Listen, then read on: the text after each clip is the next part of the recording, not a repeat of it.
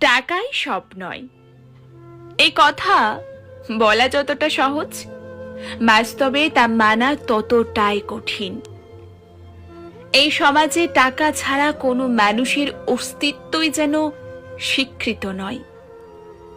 যার হাতে টাকা নেই তার কণ্ঠস্বর শোনা হয় না, তার দুঃখ ব্যথা অনুভব করা হয় না। একজন মানুষ যখন অর্থহীন হয়ে পড়ে তখন শুধু তার প্রয়োজনগুলোই অপূর্ণ থাকে না, সাথে সাথে সমাজ তার উপর ছুঁড়ে দেয় অবহেলার, অবজ্ঞার আর অপমানের তীক্ষ্ণ বাক্য। টাকা না থাকলে তুমি এক ফোঁটা ওষুধ কিনতে পারবে না, তোমার সন্তানের মুখে এক টুকরো হাসি ফোটাতে পারবে না, তোমার মা বাবার শেষ বয়সে চিকিৎসাটুকু করাতে পারবে না। সত্যিটা নির্মম। অনেক বাবা মা শুধুমাত্র গরিব থাকার কারণে বিনা চিকিৎসায় পৃথিবী ছেড়ে চলে যান। অনেক সন্তান নিজের স্বপ্ন ছুঁতে না পেরে ভেঙে পড়ে, থেমে যায় কেবল টাকার অভাবে। টাকা না থাকলে তুমি যতই ভালো ব্যবহার করো না কেন কেউ মূল্য দেবে না। তুমি যতই সম্পর্ক ধরে রাখতে চাও একসময় সম্পর্ক তোমাকে ছেড়ে চলে যাবে। এই সমাজ কেবল তখনই তোমাকে আপন ভাবে যখন তোমার হাতে কিছু থাকে, আর যদি না থাকে তখন তুমি তাদের চোখে শুধু একটা বোঝা। টাকা ছাড়া না হয় ভালোবাসা কেনা যায় না, কিন্তু ভালোবাসার মানুষটাকে পাশে রাখতে হলেও টাকা লাগে। টাকা না থাকলে সময়ের সঙ্গে সবাই দূরে সরে যায়, কারণ এই সমাজ কেবল স্বপ্ন দেখে, কেউ স্বপ্ন পূরণের দায় নেয় না।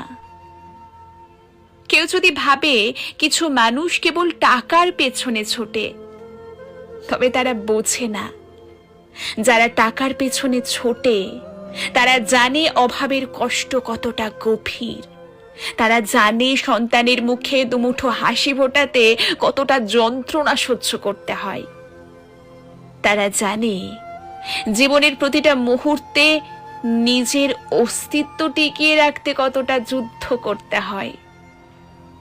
আচ্ছা, টাকায় কি সব? না, হয়তো নয়, কিন্তু টাকাই সেই ভিত্তি যার উপর দাঁড়িয়ে থাকে জীবন, দায়িত্ব, সম্পর্ক, স্বপ্ন আর আত্মসম্মান। যারা বলে টাকা দিয়ে সুখ কেনা যায় না তাদের বোঝা উচিত সুখ যদি নাও কেনা যায়, সুখে বাঁচার রাস্তাটা কিন্তু টাকা দিয়েই তৈরি হয়। আর সব থেকে বড় কথা, দুবেলা দুমুঠো খাবার জোগাড় করার জন্য কিন্তু ওই টাকাটাই প্রয়োজন। তাই জীবনকে ছোট মনে করো না, টাকাকে ঘৃণা নয়, সৎভাবে উপার্জনের মানসিকতা গড়ে তোলো।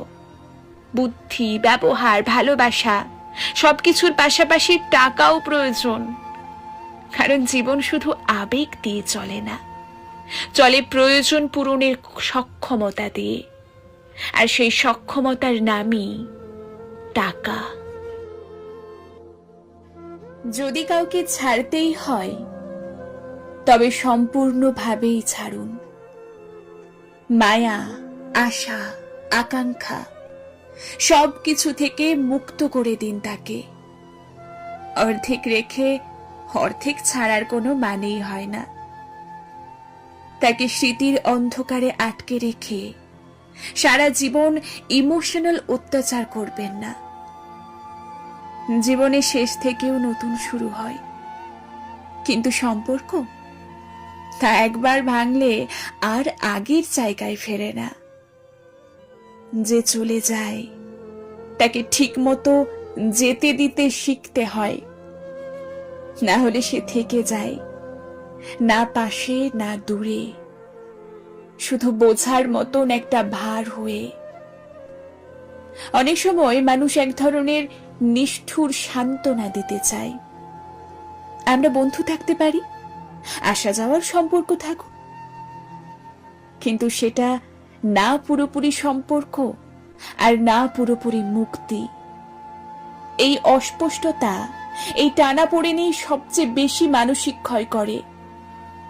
দিন শেষে আপনি নিজেই জানেন না আপনি এই সম্পর্কে আছেন না নেই।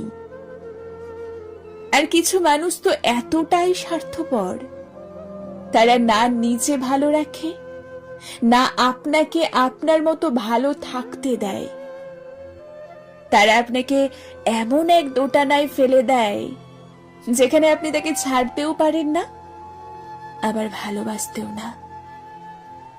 এই মানসিক অত্যাচারটা চোখে দেখা যায় না, কিন্তু মনের ভেতর এক একটা দেওয়াল তৈরি হয়, নিজের ওপর, ভালোবাসার ওপর, জীবনের ওপর। তাই যেদিন বুঝবেন এই সম্পর্কটায় সম্মান নেই, শান্তি নেই, সেদিনই নিজের জন্য সৎ হন। একটা সম্পর্ক সুন্দরভাবে শেষ করতে পারাও ম্যাচুরিটি। দিন শেষে আমরা সবাই শান্তি চাই, আর শান্তি কখনোই অসম্পূর্ণ সম্পর্কের ভাঙা টুকরোর মধ্যে পাওয়া যায় না। তাই ভালোবাসা থাকুক, কিন্তু তা যেন বোঝা না হয়। স্মৃতি থাকুক, কিন্তু তা যেন ক্ষত না হয়ে দাঁড়ায়। আর সম্পর্ক না থাকলেও একদিন যদি দেখা হয়,